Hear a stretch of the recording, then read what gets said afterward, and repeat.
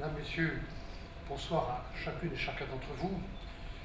Je suis très heureux de vous rejoindre et de vous apporter un témoignage très sincère de l'attachement que j'ai à votre profession, à ce que vous faites, à ce que vous êtes. Je vais vous dire quelques mots aussi des grands chantiers sur lesquels nous sommes engagés.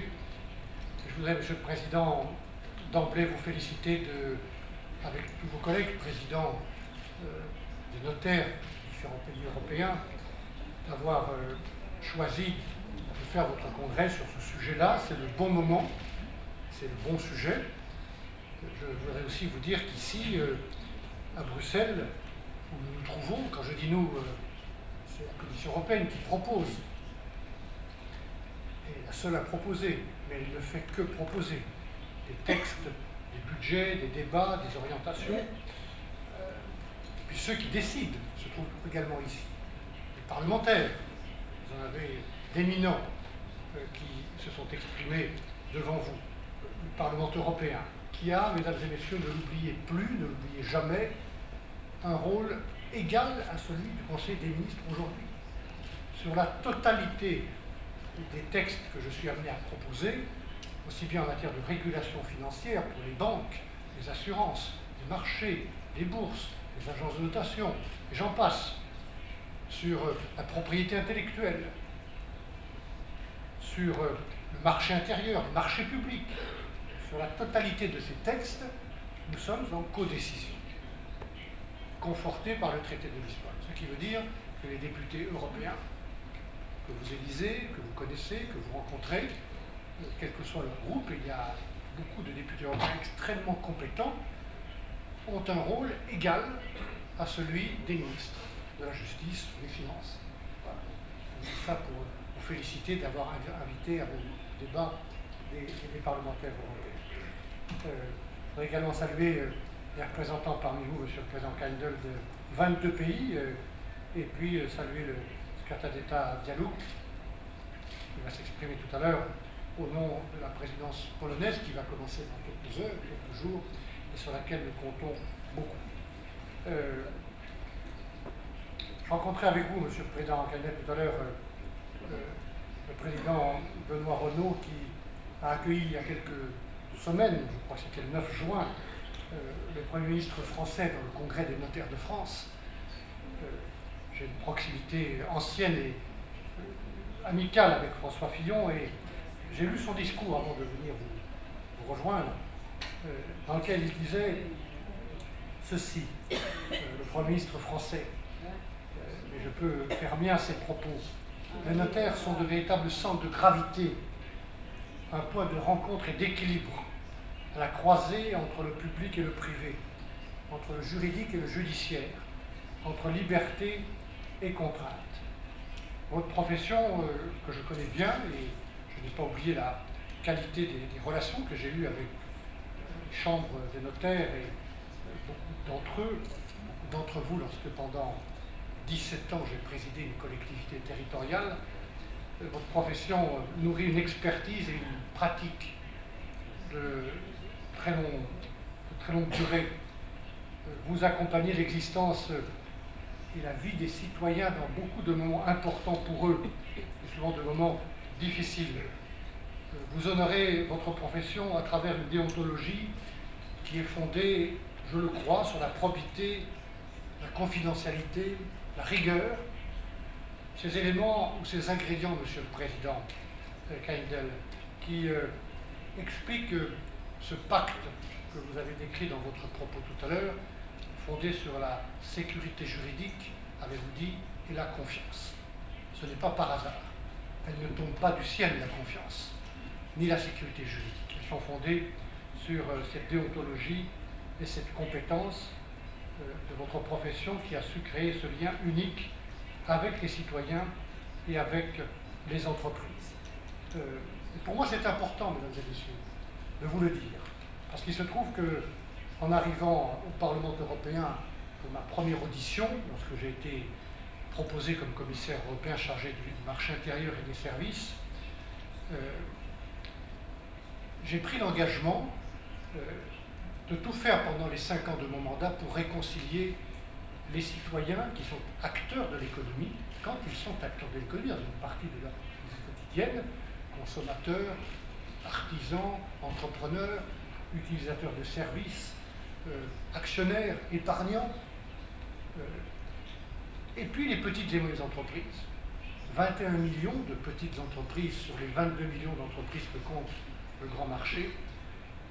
Citoyens et petites entreprises qui ont le sentiment depuis très longtemps que ce grand marché n'est pas fait pour eux, qu'il est fait pour les grands et pour les gros, que ce grand marché est un espace de contrainte et non pas un espace d'opportunité. Et donc voilà, pendant 5 ans, il faudrait beaucoup plus que 5 ans pour parvenir à cette réconciliation. Je me suis promis de tout faire pour cette réconciliation, parce qu'il y a urgence politique lorsque dans mon propre pays, nous avons consulté le peuple sur la Constitution européenne. J'ai été durablement marqué par cet échec du référendum. Et comme je pense que le peuple a raison, même si j'ai été très déçu par ce vote, j'essaye de comprendre, j'ai essayé de comprendre les raisons, aussi bien aux Pays-Bas qu'en France et dans d'autres pays, de ce rejet, de cette indifférence, de ce vote populiste ou protectionniste que l'on voit monter un peu partout. Et l'une des clés, elle est probablement que les citoyens, quand ils sont acteurs de l'économie, je le répète, et les petites et moyennes entreprises, aient progressivement le sentiment, ou retrouvent progressivement le sentiment que ce projet européen, que le grand marché, qui est la plateforme de base de l'économie européenne, eh bien, sont là pour faciliter leur vie, et quand on est entrepreneur, pour faciliter l'investissement, l'innovation, l'exportation ou la mobilité. Voilà. Vous travaillez, mesdames et messieurs, dans le cadre d'un espace de droit, et ce droit est important. Je relisais il y a quelques semaines un document qui a été publié par la Fondation pour le droit continental, que vous connaissez bien, et qui en vaut bien d'autres. Et dans ce document, il y a un article de la ministre fédérale allemande de la justice, Madame Sabine Leutheusser-Schnarberger, qui dit ceci: notre droit est un important garant de notre puissance économique. La codification du droit constitue un grand avantage compétitif pour nos entreprises. Le droit codifié est prévisible, finançable, il peut être mis à exécution. Et un peu plus loin, elle dit: le droit codifié du continent européen a une longue tradition, et vous le savez mieux que quiconque. Il a fait ses preuves en des temps difficiles. C'est sur lui que repose la relance économique de l'après-guerre. Et il a contribué à la fin du rideau de fer, aux transformations de l'Europe centrale. De nombreux États du monde se sont décidés en faveur du droit codifié, et le nombre d'entreprises privilégiant le droit codifié pour leurs affaires augmente toujours plus. Voilà, je pourrais faire mien ces propos.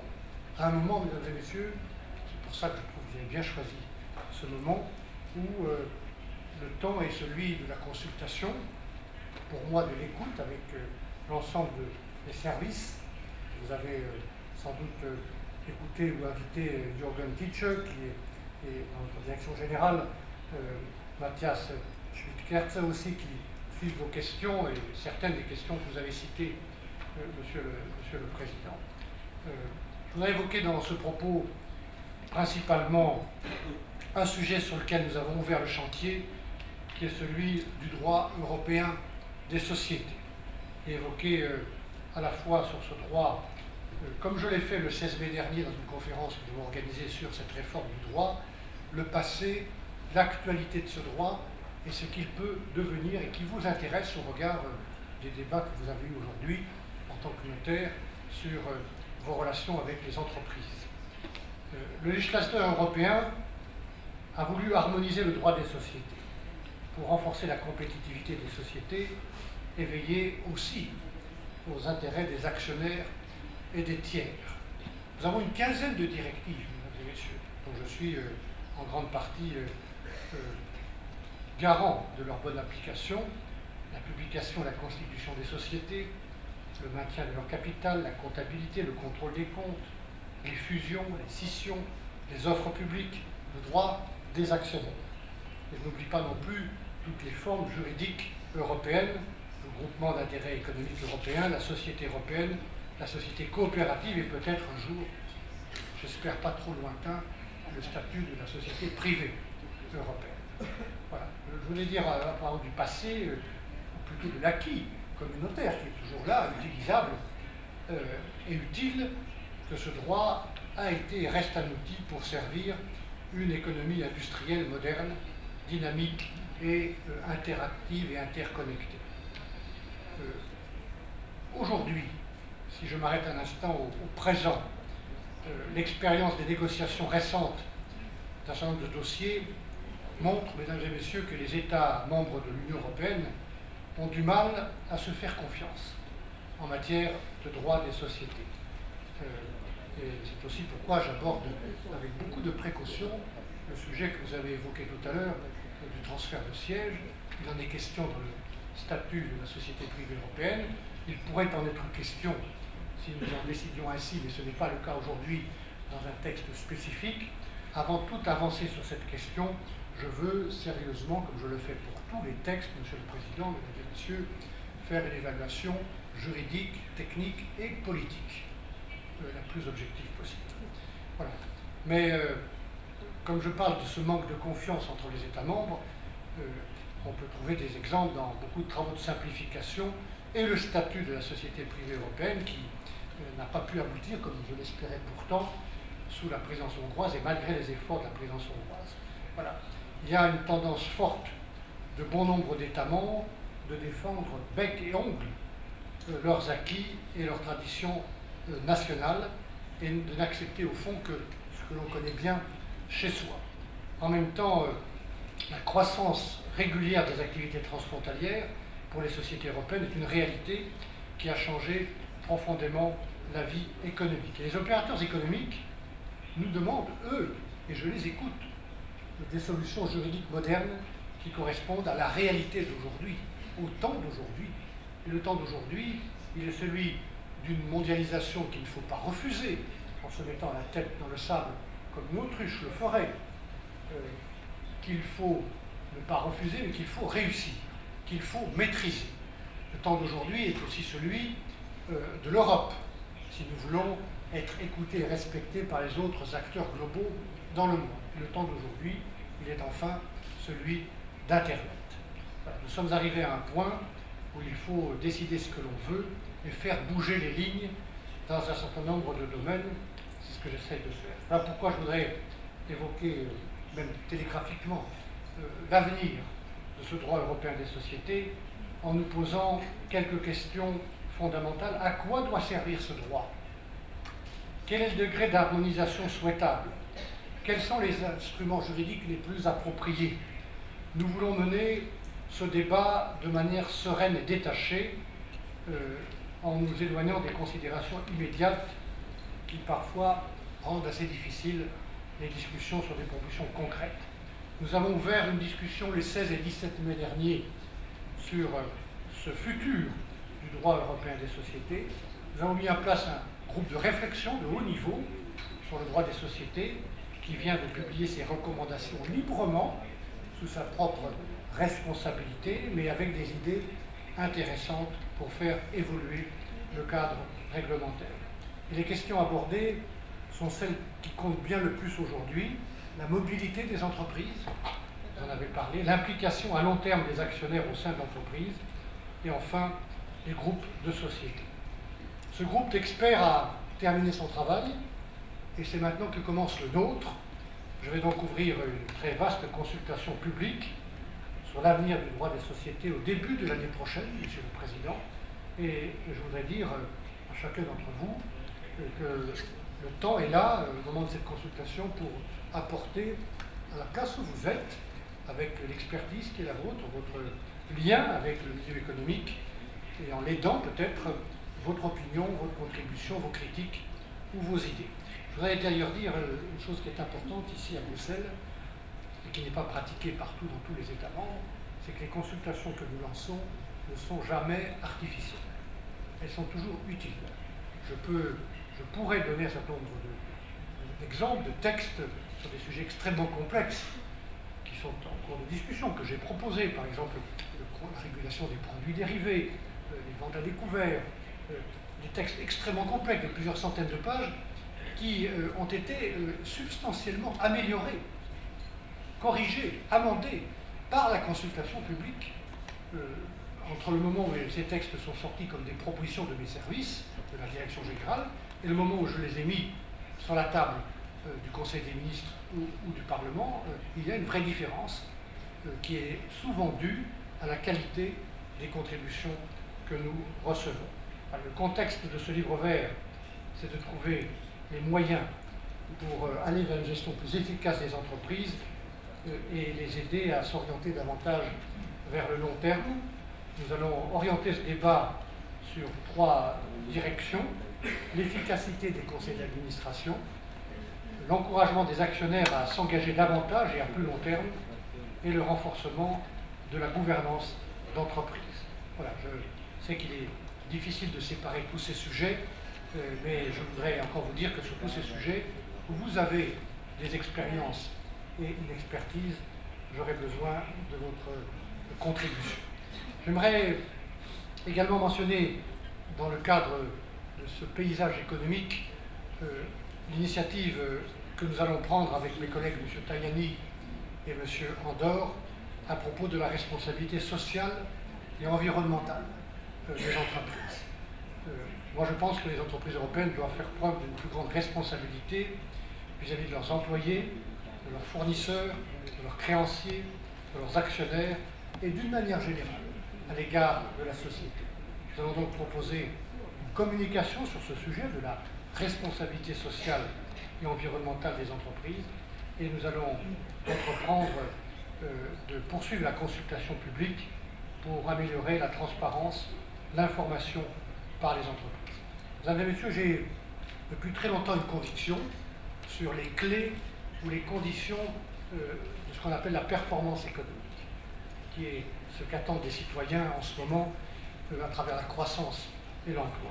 Il n'y a pas de performance économique durable sans un grand marché intégré, solide et juridiquement sûr, Monsieur le Président. Et nous n'y sommes pas, s'agissant de l'intégration.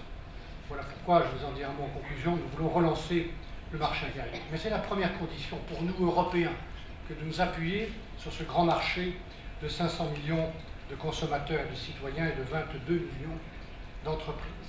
Mais il y a d'autres conditions pour une performance économique durable, c'est l'investissement et l'innovation dans les secteurs porteurs pour l'avenir, qui ne sont pas toujours des secteurs neufs.